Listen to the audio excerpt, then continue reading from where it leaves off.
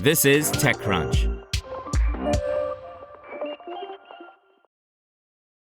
8 years ago, Brian Garrett and his partners sensed the ground shifting. At the time, Crosscut Ventures, where Garrett is co-founder and managing partner, had been investing in early-stage startups in Los Angeles and Southern California for nearly a decade. It focused mostly on software companies, but it started shifting its attention to hardware too, as promising founders gravitated toward it. At that point, SpaceX was very established, he told TechCrunch. Mostly, people started to spin out of SpaceX because they had rung the bell and sent stuff up into space and back. But the founders who came from SpaceX weren't quite the same as those who helped kickstart LA's startup scene nearly 20 years ago. Those entrepreneurs, I sort of joke, but it's true, when they think about starting a company, they don't come with small ideas, Garrett said. They just sent a rocket up and back and landed it on a dime. They're not thinking about a D2C e-commerce apparel brand as their next startup.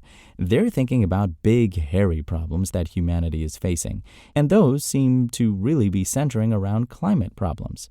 The focus of the new $100 million fund, Crosscut's sixth, will include energy and power, space and underwater exploration, advanced manufacturing, advanced materials, and security and defense.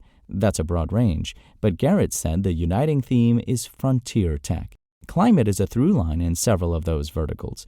One technology, advanced nuclear, which the firm has a pretty significant thesis around, Garrett said, arguably fits in each of them.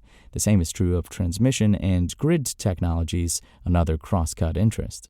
Given the focus on hardware-centric technologies, Garrett said the fund is realistic about how long those investments can take to mature.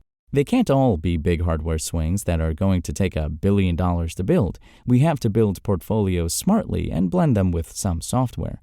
Despite the costs, hardware remains alluring to investors for several reasons. The opportunity to have an impact can be bigger when hardware is involved, especially in something like climate, where the problem is driven by the burning of fossil fuels, something no amount of software can completely eliminate. But hardware startups face challenges that their software cousins do not, particularly accessing capital to prove the commercial viability of the core technology.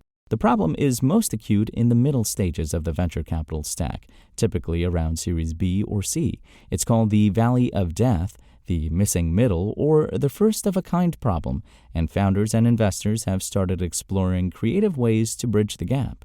Seed stage funds like Crosscut aren't usually built for that, which is why it will be bringing on a new partner later this year who has expertise in growth and project finance. We're trying to build the full stack, the full platform, Garrett said. It's going to take some time, but the idea is to come up with creative financing solutions. Growth and project finance dollars should help Crosscut support its most promising hardware startups without taking shortcuts to squeeze them into the usual 10-year venture fund lifecycle. It gives LPs a product of their choosing that fits their risk-reward profile and time frame. Though Crosscut has been drifting toward climate for a while now, Garrett said the focus of the new seed fund, which it's in the process of raising, is more than just a product of the partners' interests. It's really about understanding what type of problems are being approached by the best entrepreneurs, he said.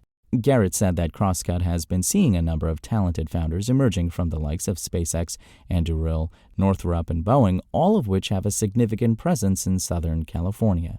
Given that, along with the number of investment opportunities they're seeing across frontier tech, it just made sense to realign the firm.